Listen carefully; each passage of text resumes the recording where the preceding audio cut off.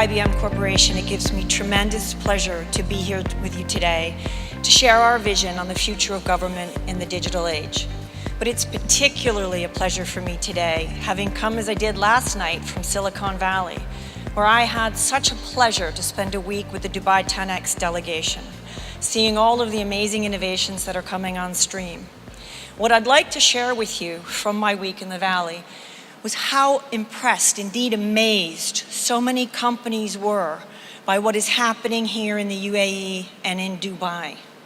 The vision and the leadership of His Highness Sheikh Mohammed to transform the UAE and Dubai into an innovation laboratory, to overcome the traditional bureaucratic barriers that government is known for when it comes to implementing new technologies and change, to turn the UAE into a laboratory for the world, was on site and none other than Silicon Valley itself.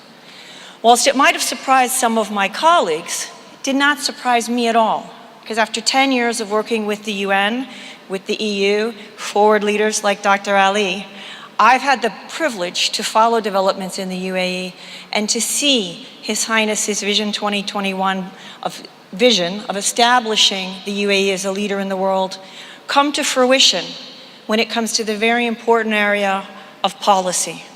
World leaders look to the UAE in terms of digital policy for government, whether it's the Dubai 2020 blockchain vision, whether it is the vision to become the smartest and the happiest place in the entire world. The UAE is the exemplar.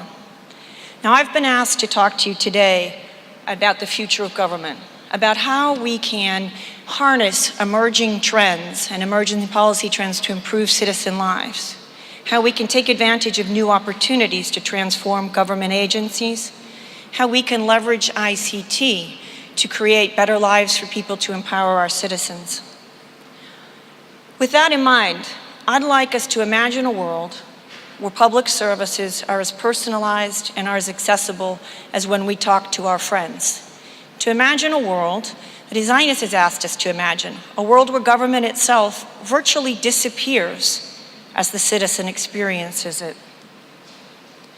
Because today's world is happening to us all around us. We know this from the topic of the conference itself, the digital economy. The digital economy is the sharing economy. The sharing economy is the personalized economy. I have everything I want and need at my fingertips. When I land at the airport last night, I call an Uber. I go to the exact kind of hotel room that I want via Airbnb. I can go shopping via any number of online channels, and Walif will tell me how I can tour Dubai. Government is no exception, and government isn't adverse to these trends. But we know that even here in smart Dubai in the UAE, it's very hard for governments to keep pace. The pace of change is exponential. It's unprecedented. And government is different than the private sector. Government has a particular responsibility for the security, the safety, the happiness of citizens. So whilst governments may be struggling to keep pace, we have to appreciate that they're operating in a different context. Nonetheless, the fact remains, service improvements have been incremental to date. We've moved from government 1.0 to government 2.0 to government 3.0. But what's still happening is the innovation is happening in digital silos. Each department creates a new digital application, creates a new mobile app. But the citizen's experience of government is still not yet in line with the topic of today's conference, the seamless economy. It's still not seamless for us to interact with government. Government has not yet disappeared in terms of being, I'm sorry, I have to hold this up and not use my hands because I'll not be heard. But government has not yet disappeared in terms of the citizen's experience with it, in terms of easy access to services that are seamless, that are personalized. Because in the digital government 4.0, citizen services are all about us. We're seeing pockets of it. We can all access, as I said, services via our mobiles 24/7, anytime.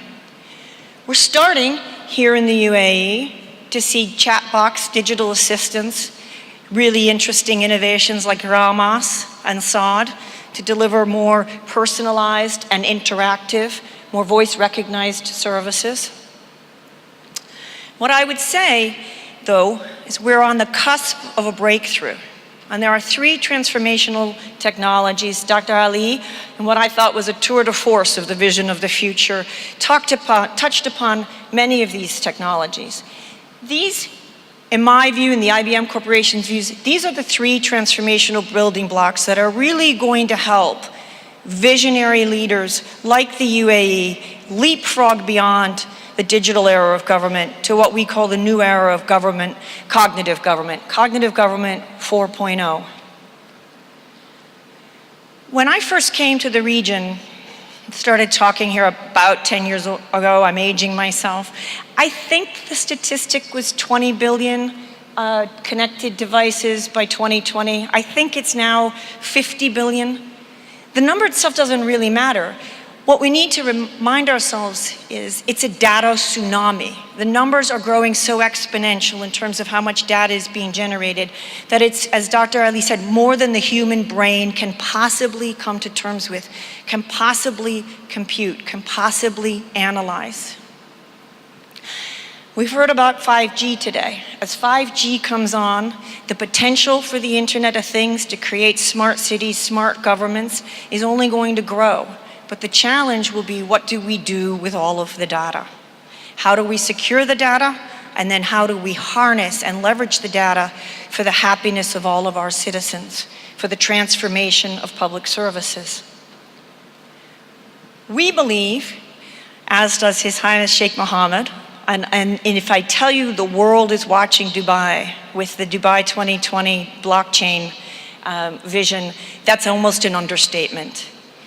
Blockchain has the potential, in our view, to overcome so many of the hurdles, those of us that have been involved in e-government and digital government, and now in the pioneering move to cognitive government, so many of the hurdles in terms of data sharing, in terms of data interoperability, in terms of data security. This is truly, in the IBM Corporation's mind, as transformational as the introduction of the internet was 20 years ago today. It's why I'm so incredibly excited to be here in Dubai and be part of this journey, because I believe I will be telling my children that I helped to shape the future in the UAE, in smart Dubai, as we introduce blockchain, not just to fintech, not just in terms of Bitcoin, but in terms of transforming government service delivery as we know it. Because when we think about harnessing blockchain to the data tsunami that IoT is bringing on board, and before we get to those 50 billion interconnected devices, I'll leave you with one statistic that continues to stagger me. More data has been generated in the last 2 years than in the history of humankind. More data, as Dr. Ali has said, than the human brain's capacity to process. Blockchain is the way in which we can harness that data. We can open that data securely to innovators, which is the key to driving entrepreneurship across the UAE, across the Gulf region, around the world. We can connect economies quicker and faster to the global economy than ever before, and we can do so with greater security than ever before. But for us, the glue, the pillar that holds all of the potentials of these foundational technologies for Government 4.0, cognitive government, is cognitive computing itself. Artificial intelligence, or what we at IBM like to call cognitive. I don't know if any of you heard of Watson, that cute little bot that talks a lot and has all the answers to everything. Let me take a minute to just explain what's so different about cognitive, different even in terms of artificial intelligence. Because in the past, computers were only as good as the human brains that program them. And I think we all know the saying, garbage in, garbage out. If your formula was wrong, it couldn't adapt. The call center couldn't adapt to what a citizen truly needed or wanted. The policy couldn't adapt to changing policies, couldn't adapt to changing regulatory environments, couldn't adapt to changing technology potentials that were unleashed by the greatest, next disruption that no one anticipated. what cognitive computing does and what's so transformational when we wed it to IoT and blockchain and public service delivery is that it learns. It can reason, it can understand, so that as this data tsunami comes online, we don't have to keep reprogramming the system. The computing will learn and adapt to citizens' needs, to citizens' expectations, real time with citizens. Now everyone, this is truly transformational. This is a major, major breakthrough in the potential of what government can do for citizens. And you'll see this woman here. She's not Watson, but her name is Nadja. For the first time in my 20-year career of technology, I actually cried when I met a client for the first time and I saw a video about Nadja. Because Nadja has Cate Blanchett's voice, which is wonderful. She was created by a New Zealand Academy Award-winning director, which is magical.